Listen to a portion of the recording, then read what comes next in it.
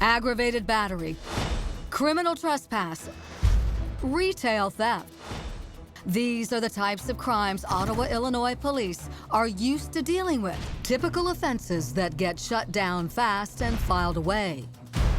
We have problems like any other town does, but murder is very rare, and unsolved crimes are absolutely very, very rare. But no, sadly, the city's low crime rate is not the focus of this investigation. When you think about being a reporter and think about all the stories you've covered, sometimes there are the ones that stick to your ribs, that you can't shake and you just can't get over, that even when you're trying not to think about them, they charge up in you and they're there. Yes. They just don't go away. This may be one of the top ones because it still is a mystery, and it's just shocking. In fact, as our Andrea Isom was about to find out, many of the people we spoke to believe that what happened to Tracy Cusick may just be one of the most shocking cases in the history of crime. The most unusual thing about it is that it's a case where a person was found deceased. The cause of death was drowning, and they had drowned in a toilet. She was only 32, and from all outward appearances, the young mother seemed to be living a happy life. What are you thinking? Just memories. She was a caring sister. She was a good person. Great mom. Great mom. The love that she had was just so much that it overflowed. I mean, she loved everybody. Including her husband, Kenny. He was the owner of a local bar and a member of the Ottawa Fire Department, a real hometown hero. But it seems things might not have been so picture perfect between Kenny and Tracy behind closed doors, claims Katrina. In the beginning, it was very good. But after they got married, things changed. He became more verbally abusive towards her. And according to at least some reports, one source of strife between the two was Tracy's rumored substance abuse. Kenny had said that, well, she's a drug addict. Yes. You say what to that? I say my sister, Tracy, she had taken methadone. Only available from specialized pharmacies, methadone is a strong painkiller most often prescribed to help people get over heroin. But Katrina says her sister had a valid reason for the drug, and it had everything to do with Kenny. They had had an argument at one time in the past, and he shoved her down the stairs. Well, she hurt her back and was seeing a chiropractor, which wasn't helping her. So she got a hold of methadone and she took it because she was in so much pain. There is no evidence proving Kenny pushed Tracy, nor any to prove the rumors he may have been having an affair at the time. Whatever the truth, Katrina says her sister was ready to leave. She had told me she was waiting on a new position for employment, and once that came through, that was it. She was out of there. She was gone. But for reasons still being debated, Tracy Cusick never got out.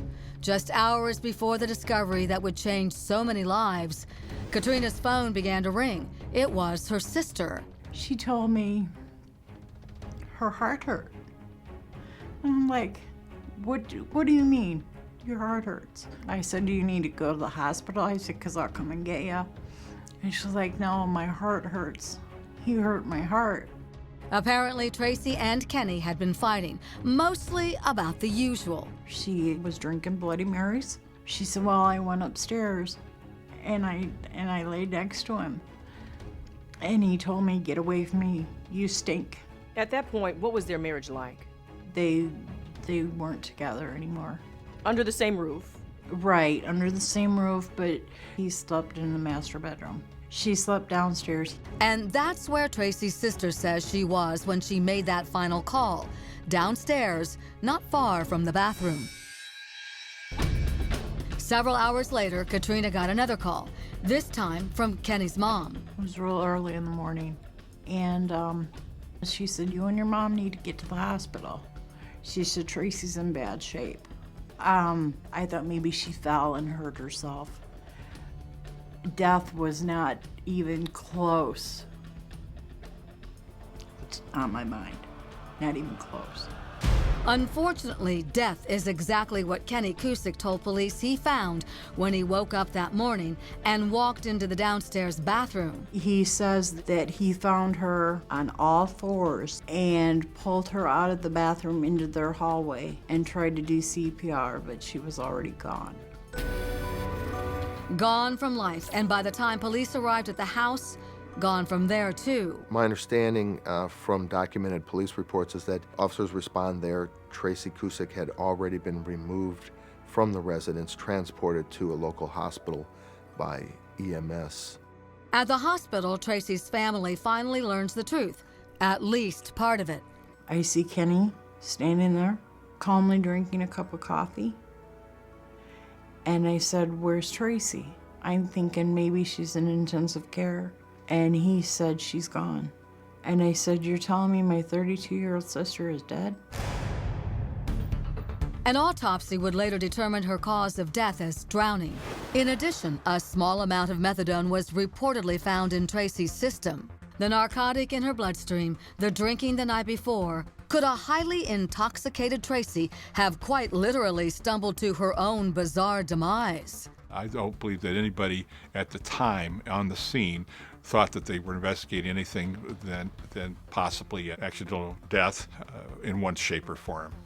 But Tracy's sister says there was one person who thought otherwise, Tracy's own husband. And he said, "I think she committed suicide." Yes, by drowning in the toilet. She loved her children so much that she would never, ever commit suicide with her children in her home. Never. I'll stake my life on that. The coroner couldn't say either way, so even though they knew Tracy drowned, There was never really a conclusion of the case. In our county, the coroner has to issue a death certificate, and it has to have a manner of death, and that hadn't been completed. The death certificate said what? Undetermined. because of that, the case was never technically closed, leaving the door open for sneaking suspicions to become something more.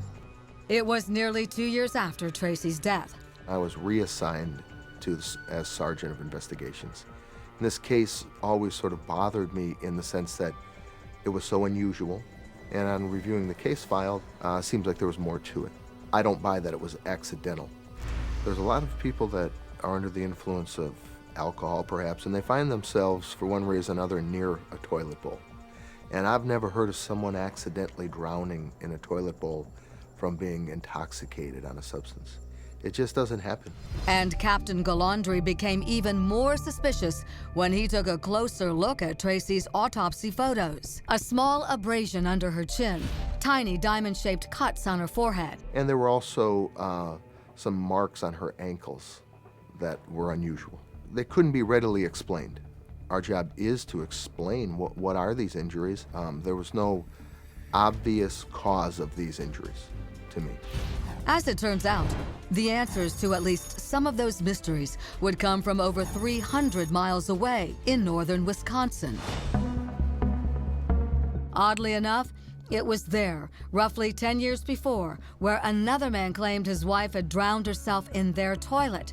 And what investigators found in that case was about to raise a whole lot of eyebrows in Ottawa. That case was found to be a homicide, Coming up, where we felt like we needed to exhume the body and examine these injuries more closely.